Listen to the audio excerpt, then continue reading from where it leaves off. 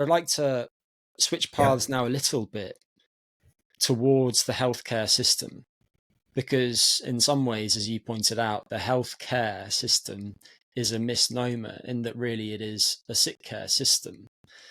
And the US system, of course, has all sorts of issues with it. Its costs are extortionate and Yep. result in massive medical debts. So, what do you think are some of the major pitfalls of the existing healthcare system, bearing in mind what we've discussed so far? Yes, I've not worked thoroughly on this chapter yet, and I am still wondering how much I will explore about the healthcare system because there are so many problems with it. Part of it being driven by capitalistic incentives that have the pressure to that in some ways um, inspire innovation because of capitalistic incentives to garner profits from things that are then disseminated through a large system within the United States, but also then, as you say, extortionary prices that result, and a lot of middle layer that adds increasing costs at every step of the way. So, really, if you break it down more on a fundamental level and you think about what we want from healthcare as it exists today, we want innovation, we want access. So we want to be able to have a system where the access to the current best standards and recent innovations are attainable by the entirety of the population. Right now, that's not possible because of costs and because of the way that it's structured.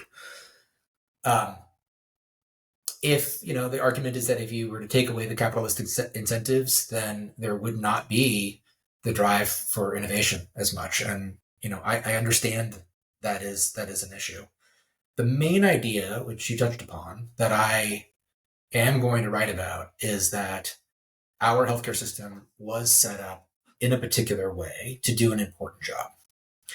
That we were looking to make widespread advancements of our understanding in sanitation and the ability to thwart life-ending infection. And so early in the 19th century, we had this burgeoning pharmaceutical industry that grew in lockstep with a healthcare system that was developing. And it made us, in a way, it focused very hard on being able to disseminate those good ideas. So being able to get people vaccinations, being able to get people antibiotics. And now what that did is it almost doubled life expectancy. So fewer people were dying early because they were now able to overcome these types of infections that would ordinarily kill us and live much later into life. And that is a huge public health success. The result of that led to a medical system that has very limited time with patients. So the idea here is that you go see your doctor, and as quickly as possible, the doctor assesses if this person and the issues that they are facing. So they come in, it's reactive. You come in when there is an issue mostly. It's a little bit better when you're young and there's more check-ins for development and health. But later in life, it's mostly when you're sick, come see me. You are quickly evaluated for what the issue is, or is this individual an appropriate candidate for an available medication? Do we need to get more information on them through increasing forms of diagnostics? Or does this person need a referral to a specialist? So we have a primary, secondary, and tertiary system in healthcare. Primary care is your expert generalist that sees you for everything first, and then they are going to then triage you to a specialist if, let's say, you're dealing with a spinal issue or a hormonal issue. You then go to a spine specialist or a hormonal specialist, an endocrinologist, and they might do more advanced work specific to that particular issue. Tertiary care is when a person is so infirm that they need constant care over, a 24-hour period or regular check-ins, things like hospice, like that. So that's basically how the system has been set up, and it has had a lot of success. However, starting in 1980 and all the way up to today, we started to recognize a burden of chronic disease that wasn't immediately amenable to the the sick care solutions like drugs. I don't think that this statement is factually accurate. I thought of it the other day, but I think it's a useful heuristic that medicines make us less sick, but not more healthy. And actually, you could totally debate that, but I think it's a good way to think of it. And we have been trying to make ourselves more healthy by utilizing the tools, medicines, when really these complex diseases, the diseases that we have are that are chronic disease, are more amenable to lifestyle interventions. So things like diet, things that are working much more upstream, that have pleiotropic positive impacts on the body. For example, with one of our clients, we were recently exploring then potentially using a statin, and the person is just barely entering into the higher risk category. And we argued, your getting onto a statin might very well be the best thing for you to do. But why don't we take a several month period to see if we can identify some lifestyle solutions that might improve those numbers? Because the likelihood that any improvement that you make to some lifestyle factors are going to have impact not just on that symptom, but on other parts of the body as well. And if we mask that feedback signal, then it's very easy psychologically to go back to your typical state of living that might also be faster generating issues otherwise. And so that is just a way that we, have recently confronted an idea like that. But yes, so generally we have a healthcare system that is incomplete. That's how I would say. We now know that the tools that we have for sick care are not the exact tools that we should be using for what I call self-care. And yet we are trying hard to come up with new solutions that are trying to create drugs that are actually going to help us be healthier. We will fail unless we figure out the self-care side, and it's an entirely different paradigm. So with sick care, the term that I use for that is you get treated by an expert. You want to find the best possible person that you can that has, comes from an esteemed university and is very well trained, and you want to be subject to their treatment for you. They diagnose you, they figure out what you should do, and they tell you what you do and you should follow it. Self-care is entirely different. Self-care is about helping an individual embody knowledge about how to take care of oneself, and that cannot come in the form of a treatment.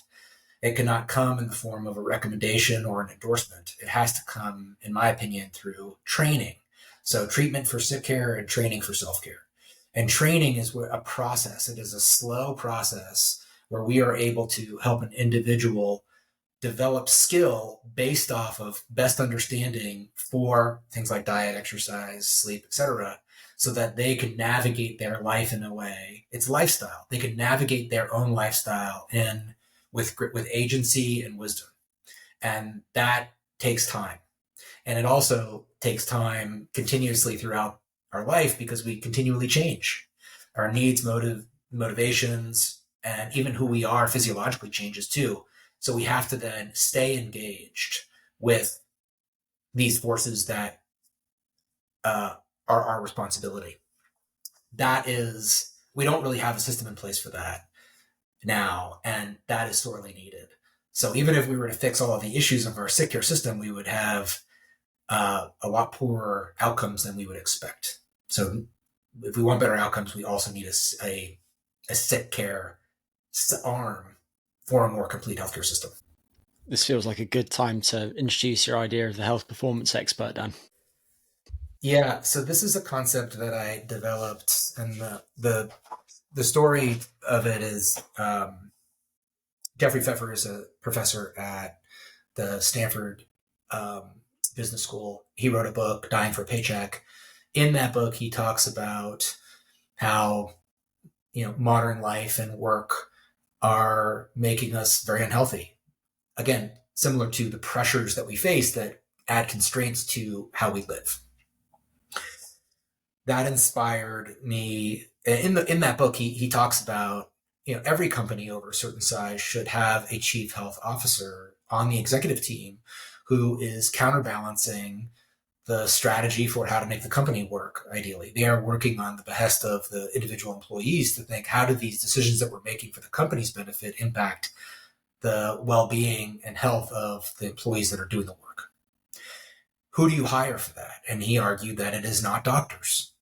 Doctors are sick care. They have been trained with a particular mindset and for particular skills, yet we go to them because they have a certain cachet and respect because of the hard work that they've gone through extensive education.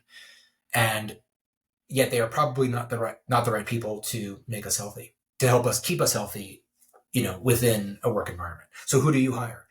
And this got me thinking that we really need to rebrand this idea of a health coach.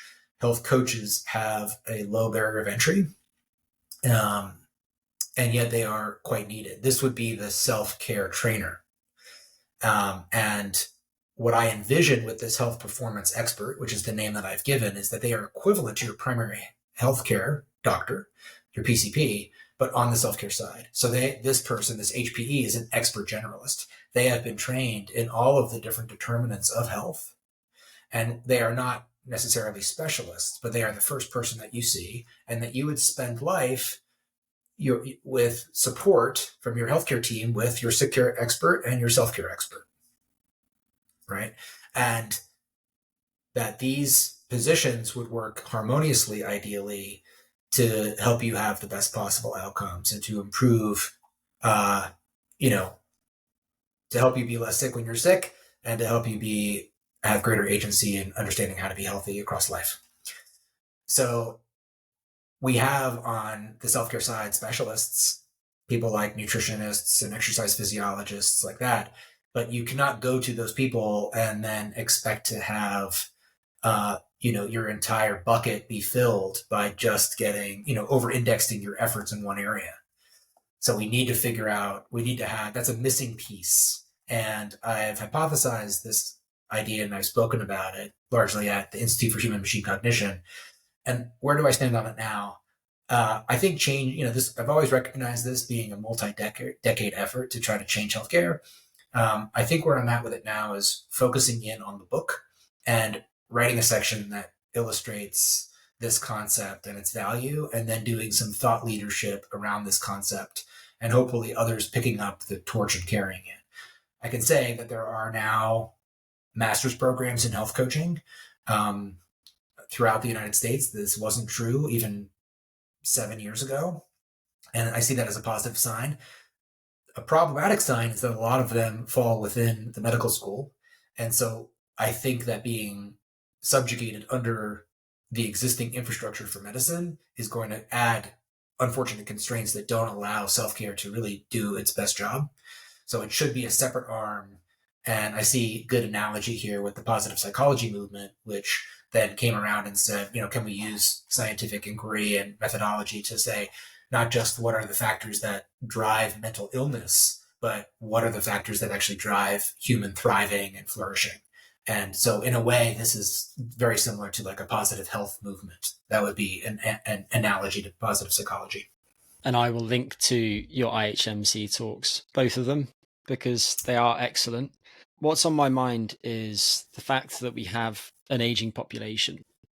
And as time goes by, life expectancy is increasing at a surprisingly predictable rate. It's still going up. Maximum lifespan has not moved in recent years, but average lifespan globally is still increasing. And that's going to pose all sorts of challenges for the healthcare system. So do you have any thoughts about how that global trend is going to shape the directions in which the healthcare system must go in years to come?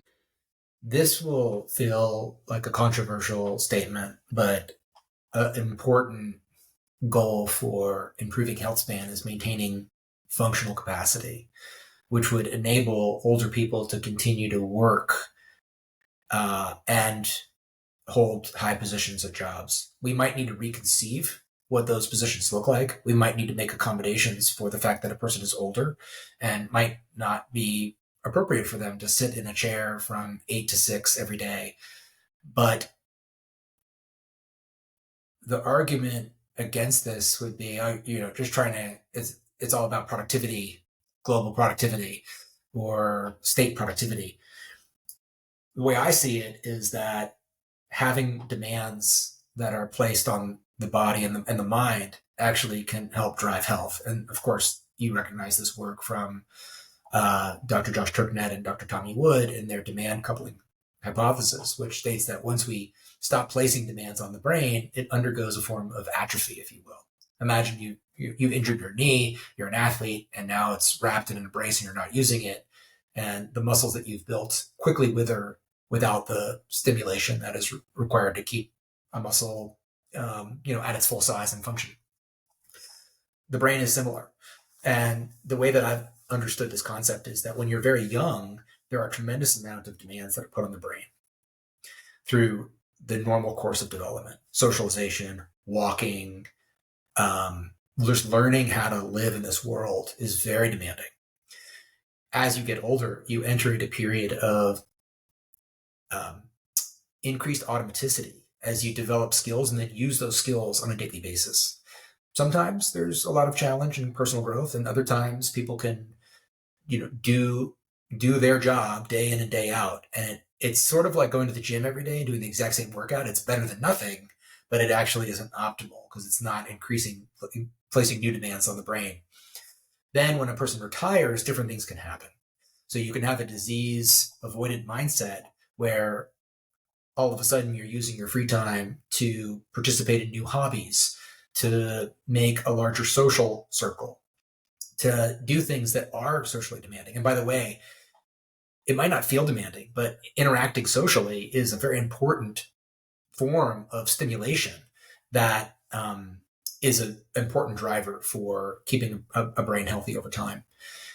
So, or you could have an alternative disease acquiring mindset where, for various reasons, you might check out, you lose friends, or you don't have many friends because of how hard you've worked and you haven't maintained them over time. Your only relationship, it might be with your spouse. And what happens if your spouse dies or you don't have a great relationship with them?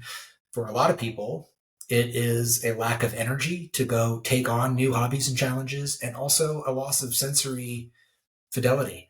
You can't hear as well, and you become socially avoidant because you're embarrassed by the fact that you can't really understand or make out what's happening in a crowd. People are talking and laughing, and you might feel questions are being directed at you, and you just can't hear what they're saying. Or vision impairments. So there's a lot of challenges that an older person must face, and yet some people still will take on new hobbies or challenges. Now, some of that can happen through work. Some of it can happen just by how that person chooses to navigate life in the absence of work. But either way, maintaining health span and staying healthy means that we need to continually strive to perform in life and to take on new stressors and to be physically active. It's as important as ever. And in fact, it can dramatically change the trajectory of our physical health and our mental health just by the way that we live. It's probably especially apparent as we get older and older and older. So those are some ideas about, the consequences of having a increasingly healthy population if we are able to get more people to do these things that we know are healthy. If you are retiring and not productive, it might become too much of a cost burden for society to face. That's why we probably need people working later and contributing. But those are some nuanced points that are important to consider for a society. You mentioned mindset once or twice, and I think this is really relevant to the process of aging. Have you thought much about the kind of mindset that might be helpful for people to adopt as they get older? It seems like nowadays lots of people are trying to fight aging hard, and aging is right now an inevitability. I imagine that in the process of writing this book, and prior to that point too, because I know that you're very interested in geroscience in general, you've thought quite a lot about this subject. So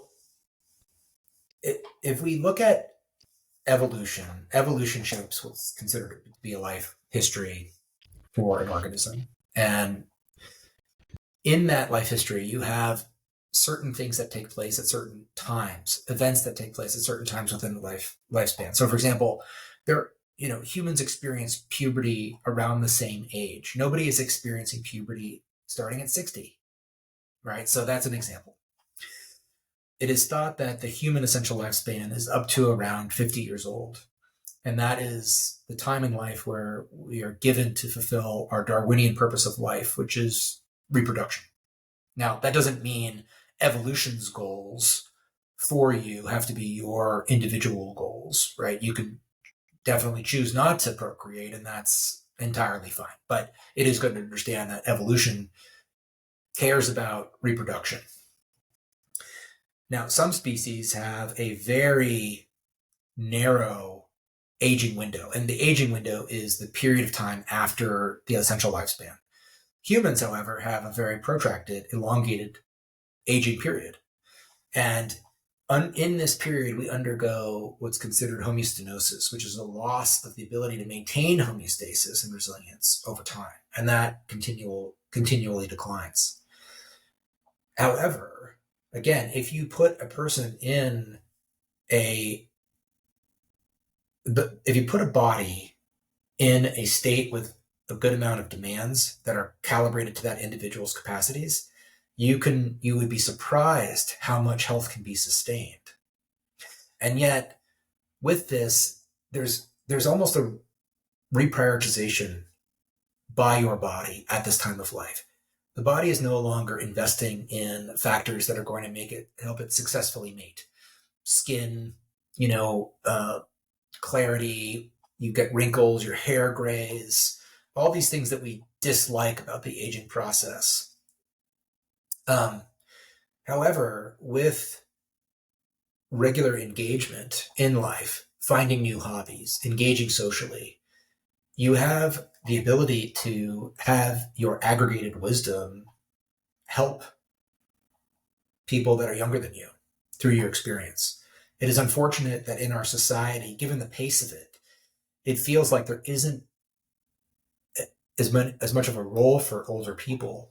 And I think that might be the largest, most important shift, is to reconceive aging not as an inevitable decline in function, but as this reshifting in our priorities that still, some cultures do this. They acknowledge the wisdom of our elders and they seek them out for guidance and care. And so as an older person, you have the ability to then advise younger people's life and help them live better.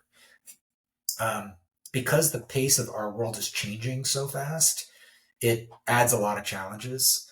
Your relevant experiences from life might feel like they're not as relevant at this time. And that is a challenge that I see and I'm sad about. But I think that some people can do work in this area to say, what is the right way for society to see and view older people? What is the right way for older people to see their roles and to cultivate that personal meaning and that purpose in life?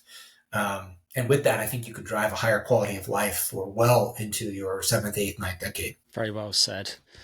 I'm going to pick up on something that you said in there, which might sound like I'm contradicting what you said, but I'm not sure that I am. I'm just curious about your response to it, in that I've heard a few people say that aging begins after the end of the essential lifespan. And I think that intuitively to a lot of us, that doesn't feel right, because if I think about myself age 20 versus age 30, I definitely looked older when I was 30 and I had the beginnings of wrinkles and so on at that time. Yep. And if you look at mortality doubling time, I think the doubling time, so the rate at which people die per year, doubles about every 8 years or so. So at the age of 28, you are twice as likely to die that year versus when you were 20 years old. And that suggests that there's probably something going on related to aging. I know that people like Tony Weiss-Correa have done some work showing that there seem to be some inflection points when you look at the rate at which people age biologically. For example, around people's mid-30s, especially if they're male, they seem to age suddenly at an accelerated rate, which is surely what I'm going through right now. So, so I wonder whether you think that people are aging from an earlier stage. And I realize it's probably largely a semantic issue, but just curious about your response to that. There are different models by which we can understand life. Those models all have limitations, but can still be useful. So that old adage that no model is perfect, but some are useful. So we do understand that there are aspects. We do age. You could also argue that we do age from the moment we are born. You see there are changes in your epigenome that change even when you're still very young. So yes, in some ways we do age, not just chronologically, but there are biological markers of aging. This idea from going back to evolution, there is this, I'm sure you're aware of it, the disposable soma theory of aging by Thomas Kirkwood, professor at Newcastle University, major contributor to the field of evolution and also biological aging, coined the term biological age. And so with evolution, the idea is that the forces of natural selection will work very hard to counteract aging, so that we can survive long enough to reproduce. But this disposable soma theory suggests that evolution has shaped a human organism not for indefinite soma survival, soma being the body, but rather there is a prioritization to extend the germline, which is within us. And the germline is, you are, Greg, the winner of an unbroken line of germ survival over thousands of years, longer than that. And so the disposable soma theory means that our bodies are not designed for indefinite survival, and so the maintenance system is working hard to counteract aging up until the end of the essential lifespan, at which point these forces of natural selection decline, and now all of a sudden the body is doing less of a good job at maintaining the system. It's stopped caring, if you will. So you've done your job, or at least you've had your time to do so. And that is a part of the life history of a human organism, and other organisms as well. Theirs would be, of course, different depending on their life history, but these are forces that affect all sorts of organisms. And so, yeah, I would say that in here, it's not as though aging has not occurred, but our body has been prioritizing resources so that we could age less at a slower pace up until this point. And then in aging, all of a sudden we start aging at a faster pace, right? There's less maintenance that is done on the body. The other thing I will say is that if you look at curves of mortality, as we get older, we age faster. We are not aging at the same rate every year of our lives. And a good way to understand this is that maintaining balance is a state of damage, of, experiencing stressors and then controlling that damage. But as our damage control mechanisms become impaired themselves through aggregated damage, then our ability to clean up that damage and rebuild to full function declines. And so we are not building back up to our full selves every time we experience some sort of damage. As a result, you start to see a faster precipitous decline as we age. Aging happens faster as we get older. And so those are some ideas that I think describe or overlay over this idea that, yes, we are actually, there's evidence that we are aging from, the moment we're born. But then there's these evolutionary forces that are counteracting that to prioritize early life survival and reproduction over late life survival. There are always so many things that I want to say, Dan, in response to your answers, but I'll try and tie all of this together. there has been some of this interesting work recently. I'm sure you've seen it too, by one of your Stanford alumni, Tony Weiss-Correa, and he's looked at whether it's possible to identify markers of the rate at which different organs are aging in the blood. And he did some nice work that's published last year in Nature showing that you could use proteomics to roughly guess the rate at which different organs are aging. And they looked at 11 different organs. And when an organ was aging at a rate that was substantially faster than the other organs, it predicted increased risk of developing a relevant disease. So in the case of the heart, that might be an arrhythmia, for instance. So I just say that because organs do age at different rates. And this is one of the reasons why when someone says my biological age is 27, I think that might be true of one of your tissues right now, but it's certainly not an accurate representation of your entire organism. One of the other things that I wanted to mention, which I know you're very familiar with, but just for the listeners, is the concept of antagonistic pleiotropy, which is a really interesting idea. And it's what you're getting at there, in that when you look at evolution, it's selecting for traits that help organisms pass on their genes. So there's strong selection for traits that improve reproductive fitness. But sometimes those traits are at the expense of bodily maintenance later in life. And this theme runs through many different models of aging. Some of the other models put forward the idea that aging might actually be part of our inherent program. And people like JP de Magalhaes, I never know how to pronounce his name, even if I've met him recently, who's at the University of Birmingham, has an interesting model that spells this out much more clearly than I could. But the idea is that the processes that drive aging are actually intrinsic to the epigenome, and it's hardwired into us from birth, which I think intuitively makes some sense. Going back to my question about mindset, you to me exemplify somebody who has carried on doing things and having fun.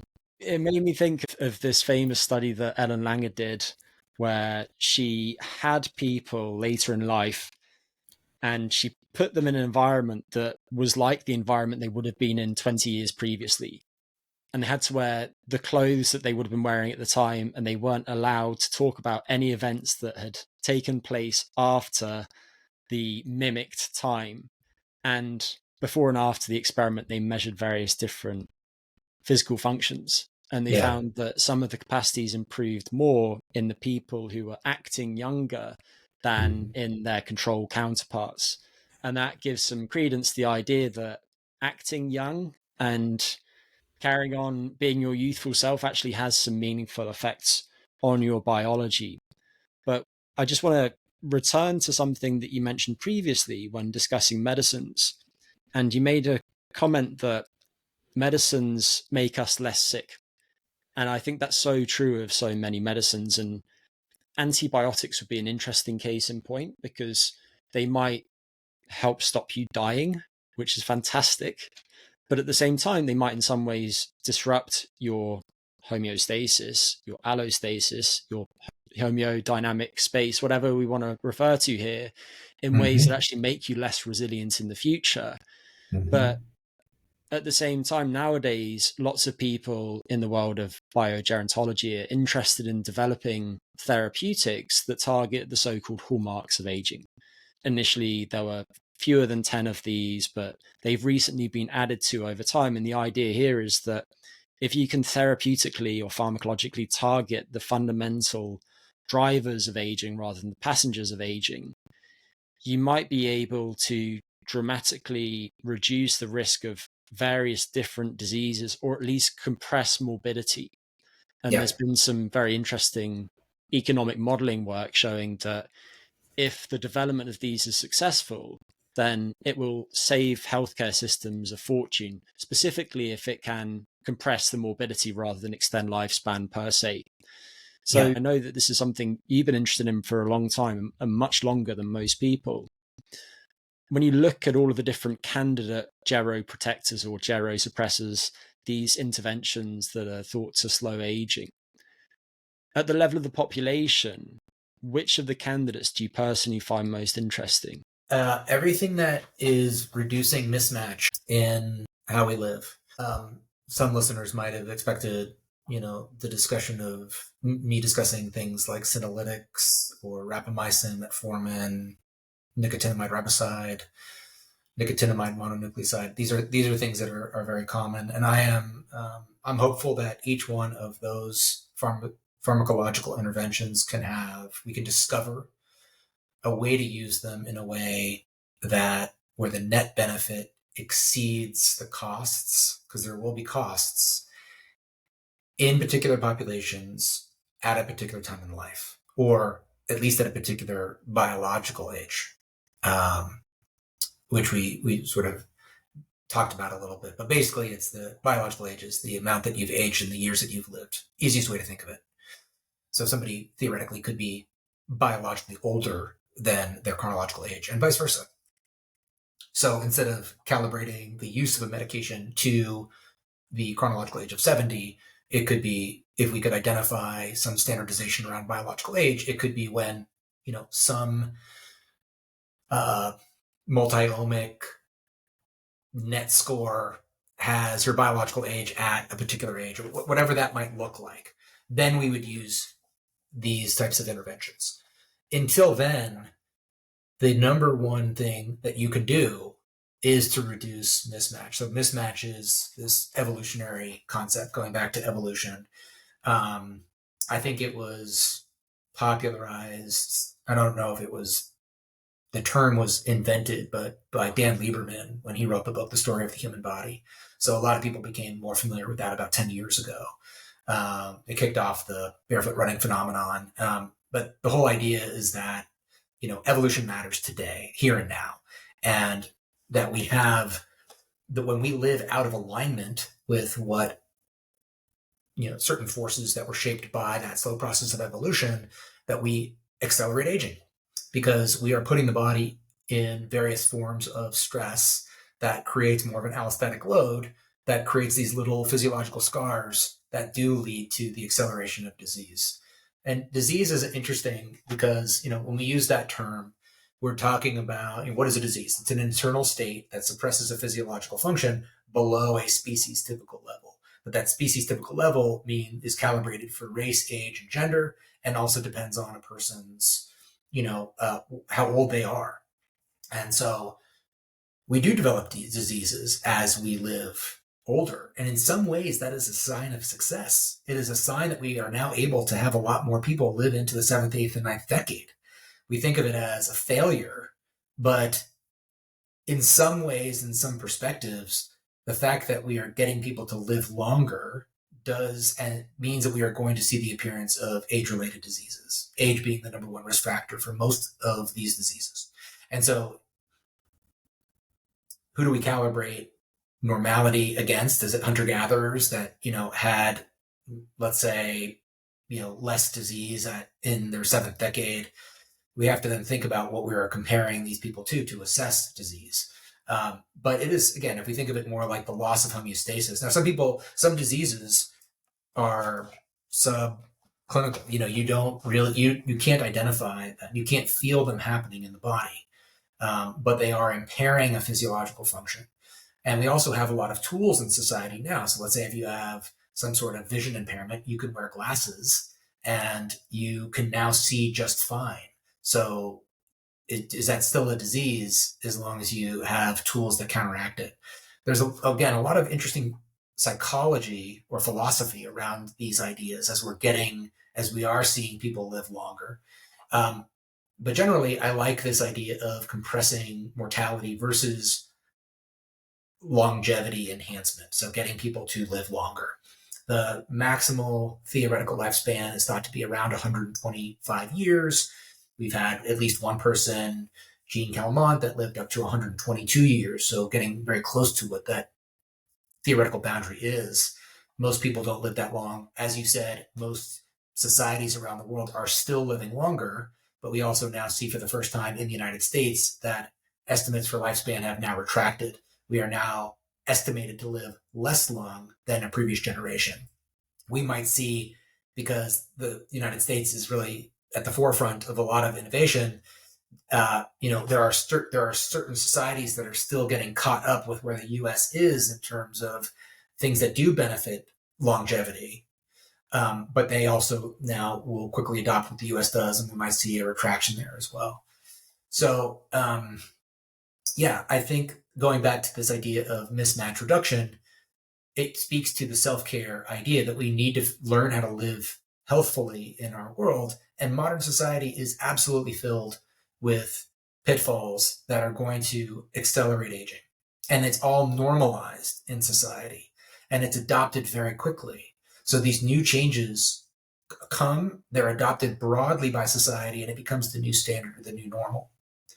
And in fact, the model that I've built, which I will write about in the book, is that as we accelerate, or as changes to life and environment occur through modern pressures, modern technology, then the need for self-care training goes up with it, because we need to then learn how to counteract that. Because otherwise we're going to see this acceleration in age, and if we can keep people alive if they're older biologically, we're going to have a cost burden that we cannot bear. And also a quality of life that we probably don't want either. Very, very sick people that live that are kept alive for a very, very long time with a very low quality of life. And that is not an outcome that I think anybody really wants. We have recognition of that now. So compressed morbidity means that you do have an extended period of some form of health, which enables functioning, cognitive performance, socialization, functioning in your life, and then a compressed period of morbidity where you do experience those diseases before you die. And it's a compressed window of that. So maybe the last 5 or 10 years of your life, you are sicker before you die, but it's not the last 30 years of your life. Morgan Levine, in her book, True Age, also gives an interesting example about her parents, where her father was very healthy his entire life and then had a compressed period of morbidity and then died at, I think, 87. Her mother, on the other hand, was sick a lot throughout her life, but lived to 97. She lived 10 years longer. And so even this idea of when we die is not even the same as, the morbidity characteristics of your particular life. So there's a lot more to understand about what actually causes us to die and what enables us to stay healthy. And those two might not be, they're related, particularly in the way that morbidity can drive early mortality. But again, it's not a one-to-one comparison. There are other forces that are happening that are shaping how long we live. So that's, I would say, figuring out ways to live in a way that is in alignment with our evolutionary past and which is kind to our bodies is the number one factor. And that takes a lot of time and work. But it's fun if you engage with it, because it's a fascinating journey. And it's also a very personal one. I mean, you're learning about you and what makes you feel theoretically, hopefully better. It makes you have a different life experience throughout life. So it's a great opportunity, but it does require a fairly large mind shift. Just to add to some of the things that you just said, one point that people need to bear in mind is that when looking at different health markers, lots of these need to be sex and age specific. And nowadays, I think it's quite common, for instance, to see people past a certain age trying to get levels of their sex steroids back into the levels that they might have been when they were in their 20s. And going back to the idea of antagonistic pleiotropy, whether that's wise or not isn't entirely clear. And there are surely pros and cons to it, which brings up the idea of trade-offs.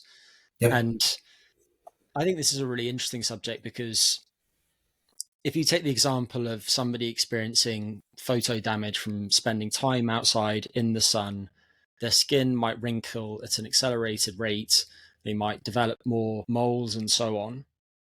And in that way, parts of one organ, the skin, are aging faster than had they been stuck inside. However, they will be getting a bunch of other beneficial effects from that sun exposure. So it might be that while their skin is aging more quickly, other organs, as a result of that exposure, are actually aging more slowly. So if there are hypotensive effects of spending time in the sun, then that's going to be good for the cardiovascular system. If they're synthesizing more vitamin D, then that's going to be good for immune function and bone health. And the list goes on. Yeah. One of the other things that I think needs a lot more thought is identifying the thresholds at which we diagnose disease. Because it seems that which side of a given threshold you're on might substantially affect your health trajectory. And there hasn't been much research on this. But going back to Ellen Langer, I know that she's recently published some work on people right around the pre-diabetes threshold. So if you go in and you get a blood test, you see a medical doctor, and your HbA1c level is 5.6%, then you are not yet pre-diabetic. If, however, it is 5.7%, which clinically is a meaningless difference, you are pre-diabetic. And so she recently did some work to try and disentangle whether the people who are on either side of that threshold have different diabetes trajectories.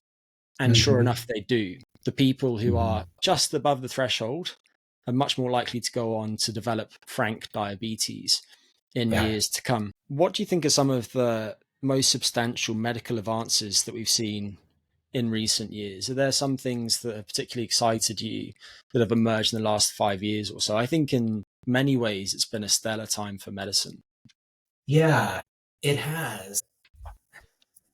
I sit now with AI at our doorstep, just wondering how quickly things might actually change, the pace of technology and the sophistication through which we can intervene in our biology, gene editing through CRISPR, possible epigenetic modulations through Yamanaka factors. I think what we're going to find is that some areas move at a continual pace that is glacier speed. And then in areas that are difficult to anticipate, we'll have radical technologies that are that help us live better. And it's hard to really predict where those will occur. But because of the ability of artificial intelligence and machine learning to synthesize vast quantities of data that really exceed humans' capability to process that level of data themselves, at least to do so much, much more quickly, I think that we're going to identify opportunities that will probably show up in the next 5 or 10 years. And you have to remember, though, there's some parts that we're going to remain fairly slow, although there is some interesting modeling that is taking place too, that is anticipating, interactions of proteins that might cause side effects for particular drugs in different populations. And so it's going to be a wild ride. That's as I sit here and I think about this particular question, as I do almost every morning when I hear about some new advancement in AI. I don't have specific areas that I feel really confident that we're going to make tremendous progress in, but I know we will make progress in some of them. So it still takes a lot of time. I would say I don't want to be an early adopter for anything that is, brand new, but I understand if some people are excited by that. So if you want to be one of the first type of person to, let's say, take a new senolytic drug, then, there are people who will do that. And hopefully they benefit. So I welcome all of that change, and I'm optimistic that valuable technologies and pharmaceuticals will come to the market. But I'll still be a bit cautious in terms of what I would recommend when I think about who should adopt these in their life. I'm going to go back down to like the lifestyle side. I like things that help me live well now, even considering the antagonistic pleiotropy idea. And the reason why is because this idea of living youthfully, to me, is probably one of the greatest gifts that you could engineer in your own thought process, going out there, seeking new experiences, living young. Um, it takes energy, but as I've been saying for a few years now, if you're tired, move, right? Not rest. You need to give your body the signal to make energy. And so what I've noticed is if I'm tired and I lay down, I get more tired. This is just a very simple anecdote. If I'm tired and I get up and I move, then I have more energy. And that is, I think, an analogy for how we could live our lives is that you want to be trying new things, planning, taking part in life. So find yourself a culture that is like that. Sometimes that might, if you're an older person, that might be spending time with younger people that are doing those types of things. I know that at some older people's homes, they're wonderful for folks because all of a sudden they're playing older music that generation loves and they're acting younger. They're engaging in games because none of them can hear very well and they laugh at it. Jerry Seinfeld, by the way, had an excellent commencement speech at Duke the other day. And he said, really, one of the most important things in life is to be able to laugh because laughter builds resilience in a crazy world where we can't explain everything and there's a lot of stress. And funny enough, when my father was, near his deathbed, he said that exact same thing. He said, you have to laugh in life because otherwise it's just too hard. And so these mental ideas are the things that I'm most excited about. I know it's not as technologically sophisticated, but my perspective on those technologically sophisticated things is that they will come about. We'll hear a lot about them, but they have to undergo a lot of milestones before they really start to use broadly. And it's okay to be patient and watch, hopefully, that they actually make it into society. In the meantime, I do like to focus on the things that help me have a good life now, not hope that I'm going to be saved later by something that has yet to be proven. I love that perspective. It's always possible to make yourself laugh when you think about how absurd our circumstances are. I'm not saying that thinking about the global political climate or anything like that. What I'm referring to is more the fact that we are here right now as a result of the successful propagation of our genes through all sorts of generations down all sorts of different organisms over time. And now we're glued to this planet by gravity, spinning around it very, very quickly, circling around the sun. And we've got no idea if there are other life forms elsewhere, but we find out more and more about the universe every day. So it's all kind of ludicrous. If there's any ideas that you wanted to mention about, technologies that you're excited about, I'd love to hear your thoughts on that as well, because those are my general thoughts, high level, but there are exciting things that are happening in the world. So what do you find exciting? In terms of the medical world? Yeah. I think the widely discussed subjects are widely discussed because they have been groundbreaking. So in recent years, that would be the use of AI in many different contexts.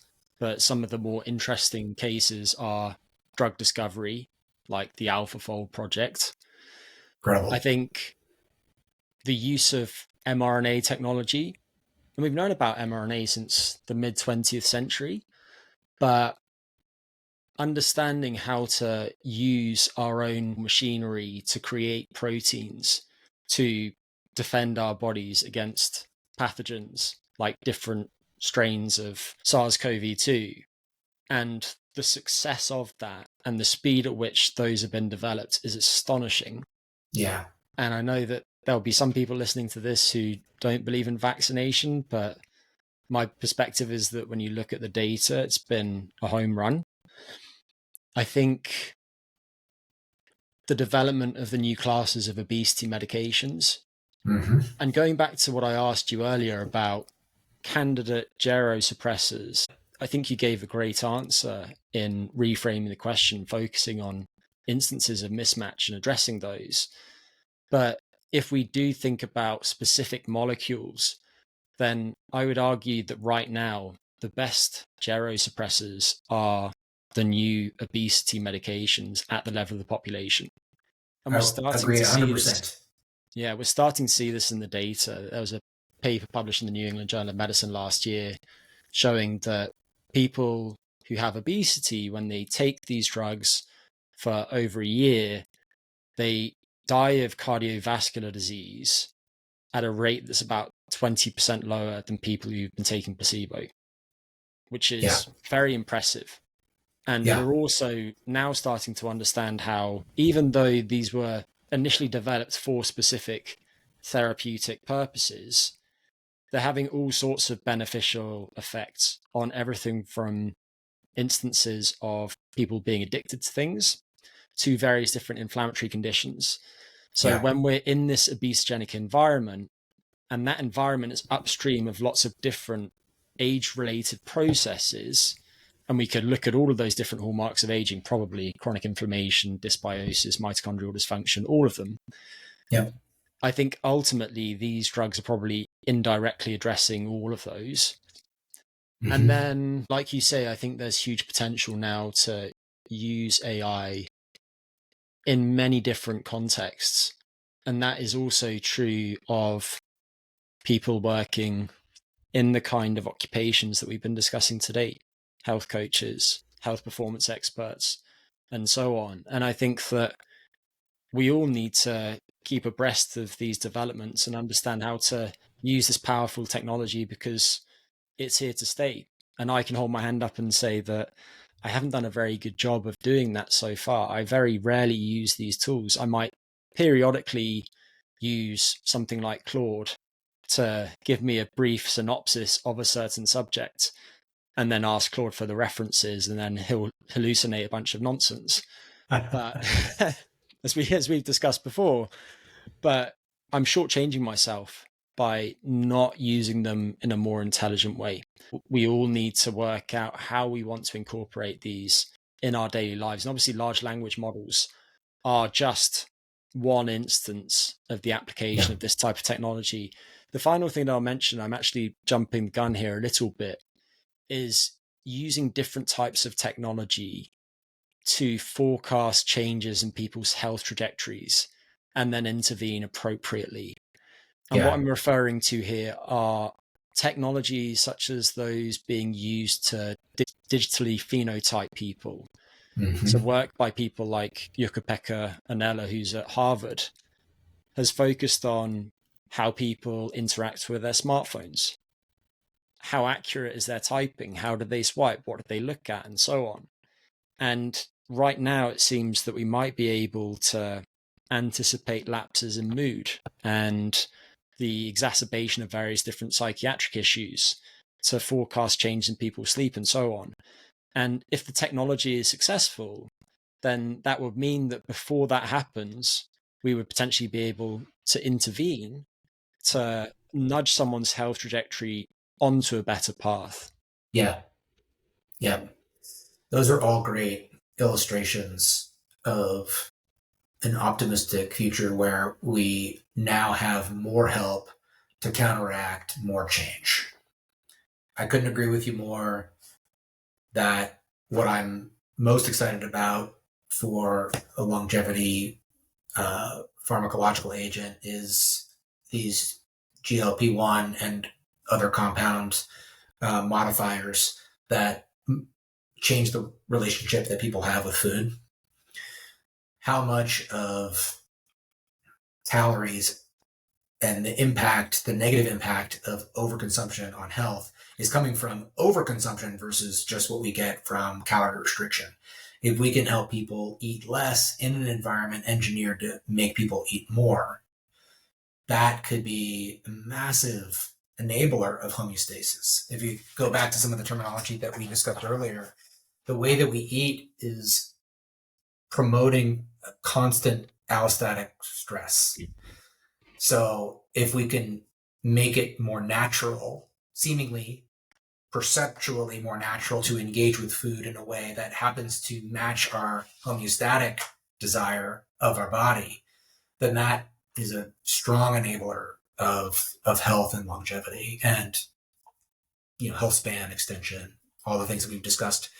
So I'm a big fan of what those compounds could do. And we might find that these drugs are taken by people who don't have a weight issue to just have a more of an optimal relationship with food amount. I'm not saying that at all now. We might discover that that is something that is true.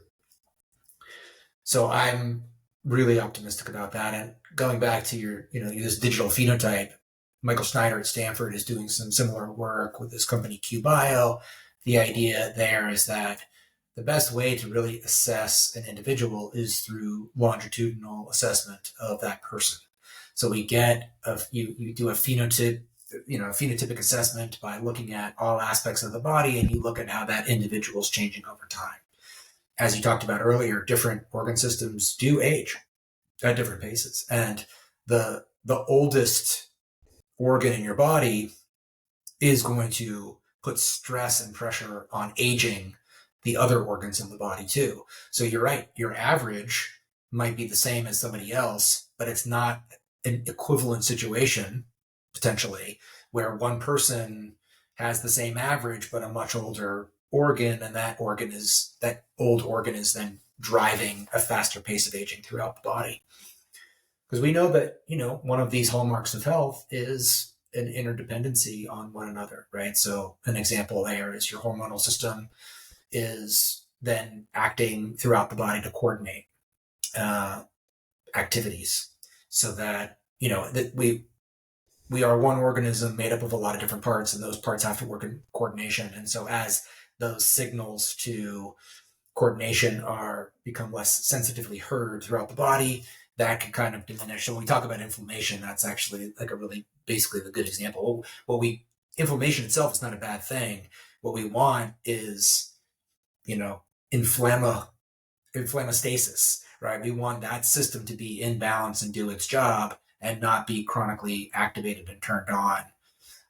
So that's kind of an example of how the impairments of one hallmark that enables system coordination, when it becomes out of balance, is going to drive an accelerated pace of aging. Can we learn about that further by getting a lot of data on a person, understanding what parts of the body might be aging faster? Do we know of ways to intervene to decelerate that pace of aging for that particular organ system? And then how quickly and frequently do we remeasure to keep a person on track? I'm actually somebody who would like to get more information on myself, and I think on people, because I think with AI we'll be able to then make more sense out of more data, and hopefully be able to help in interesting ways. But even without that, just identifying low-hanging fruit. If, for example, you have a level of vitamin D that is less than you should, that is going to accelerate the pace of aging. And if you were to get, let's say, blood work every quarter, you might be able to identify that and intervene in a very simple way by taking vitamin D and increasing your vitamin D status, where otherwise, if it was, let's say, once every couple of years, you will have lived in this this existing condition that could have been solved quicker if you knew of that information. So I am one who thinks it is a good idea to get more information on yourself for what we can do about it now, and how that data might inform, better trajectories downstream when AI is able to make sense of it that is hard to do so just at face value. Absolutely. And for the time being, I think a good family history can tell you an awful lot. I can look at both my mother's side of the family and my father's and tell you right now that I have a much higher risk of developing an arrhythmia than most people do, for instance. I know that there are certain things that consistently pick off Potters and Blairs, so I should probably pay attention to keeping those particular organ systems relatively healthy. That's right. I also want to be clear that I'm by no means poo-pooing some of the gerosuppressors that are being studied.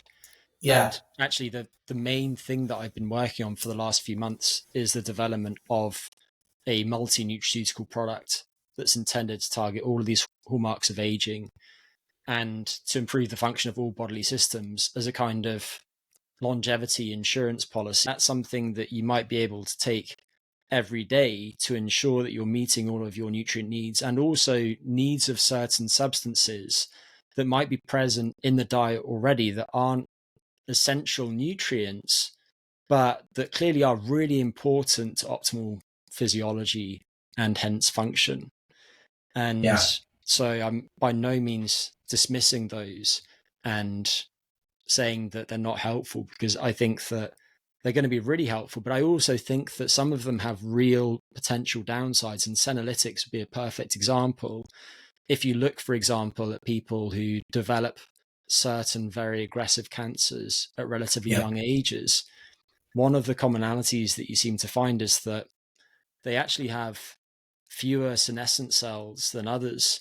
And that Mm-hmm. process of cellular senescence has gone awry. And the problem is that you need cells to senesce to prevent the growth of cancerous tissues. Right. And so you might have somebody who, in some ways, looks incredibly well. And then out of the blue, at the age of 40, they develop some sort of really, really tragic cancer. And in those instances, some of the times, that's what's going on. Yeah. I am optimistic and excited too. I just also see that this is going to be more challenging than we would like. Mm-hmm. And an example that I will give is because we have these different hallmarks of aging that we care to develop interventions to improve in some way, senolytics, rapamycin, things like this. Ultimately, it's going to be a cocktail where the ultimate, geroprotective substance in the next 5 or 10 years will be a cocktail, like what it sounds like what you're working on. I can't wait to learn more. That with that itself, now you're talking about not only understanding the individual pros and cons of the individual intervention, but now possibly the combination of efficaciousness at each level of a stack and how that might alter the relationship of, the intervention for just senolytics. Might that push the system into something that ultimately ends up having a net harm, even though looking at it in a myopic, singular focus, it by itself, the intervention to affect senolytics by itself has a net benefit. Now, in combination with the 7 other substances, it is actually one of those links in the chain becomes an age acceleration. Not that many of these nutraceuticals have been studied in combination with each other. And we know that there are instances in which they antagonize each other. So sometimes there seem to be synergistic relationships. So you could take the example of inulin supplementation improving the uptake of certain minerals. But in other instances, they work against each other. So you could take the example of caffeine antagonizing the effects of creatine on some markers of skeletal muscle function. Another interaction that's really interesting, which I think most of these existing products miss, is we want something that positively interacts with a healthy lifestyle. And Yes. if you take the example of metformin Perfect example. blunts the adaptations to some forms of exercise.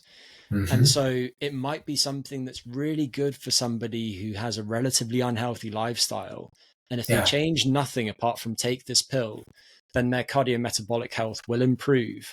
However, if you are a relatively healthy 50-something-year-old woman and you start taking metformin because you think it might confer some longevity benefit, you might get a net harm from it if it is impairing how you're responding to the exercise training programs that you're working so hard to fit into your schedule and Yes. complete with sufficient intensity each day. And so we need to be thinking about all of these different types of interactions over time, and also recognize that these different interventions are most appropriate at specific stages of life. So there are some things that are going to be important throughout life, and micronutrient status would be one of those. But Yep. take the example of senolytics, they're more experimental, and it only really makes sense to use a senolytic if you have a significant burden of senescent cells.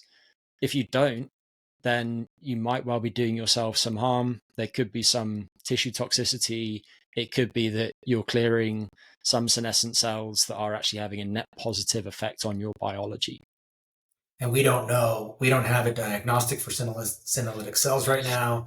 And we know that the senescent cell burden differs in tissues, just like you were saying. Yeah. So it's hard to then, ideally, if you're measuring health, you have some sort of signal that helps us understand what's happening more globally in the body. And then there is also a way to intervene. And ideally, it's almost like the simpler, the better for now, where if you have a deficiency or an insufficiency in a particular nutrient, and you know that you can then improve upon that through some simple changes, either through supplementation or diet. Mm-hmm. That is actually some low-hanging fruit that's super valuable as we get more sophisticated and intervene, with more power.